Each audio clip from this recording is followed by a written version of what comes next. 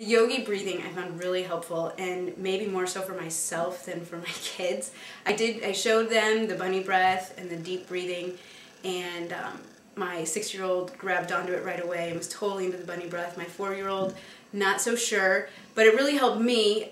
Specifically, there was an instance where she's throwing a fit in the morning. We're trying to get out the door on time, and she can't find the shoes that she wants to wear, and so she's flipping out, and I'm trying not to lose it. I'm trying to be patient, knowing that we're going to be late, and trying to keep her from escalating even farther and failing miserably.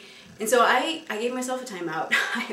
I went upstairs and I sat on the floor on the other side of my bed, facing the window, and I just sat there and I just closed my eyes and I went and just started breathing deep.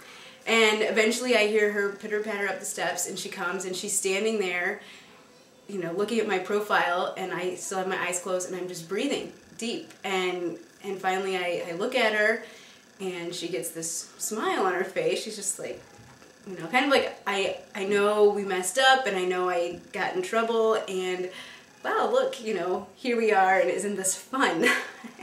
And it was good for me because I don't know how it all happened, but we got it back together. We were able to talk about it, and for me it's really about dealing with that escalation, all that anxiety, and once you lose control and it's all just happening up here.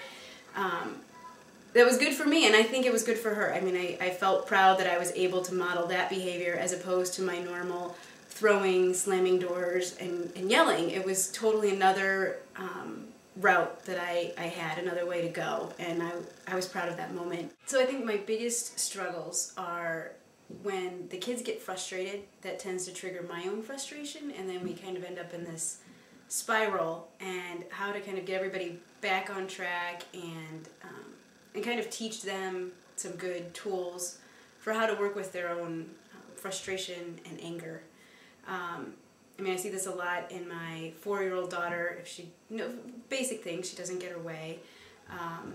She gets really upset, and then as soon as if I try to step in, or we try to have a timeout, or I try to work with her, she just escalates really, really fast. And so once she escalates, I start to lose control of myself in that whole process.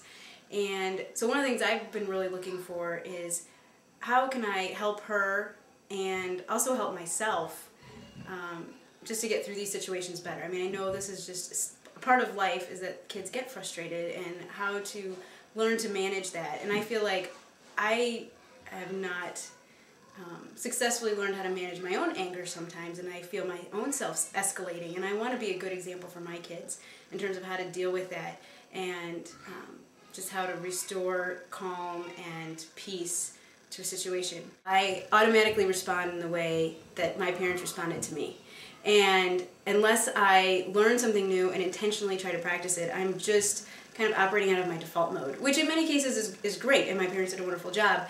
But I also see other places where I look back and I'm like, that's not how I wanted to react, that's not how I would respond. And so I really appreciate being able to have this information and to practice things and see what works in my own family, so that I can be a little bit more intentional about it and feel like I'm really putting my best foot forward in these difficult situations. One of the things I really enjoyed about the course was the opportunity to journal and really reflect on these things, because these are normally things that just pop up in your everyday life, or my everyday life, when I'm least expecting it, and boom, I find myself in the middle of the situation and needing to respond right then and there. And I always think, gosh, I really wish I was more prepared for this.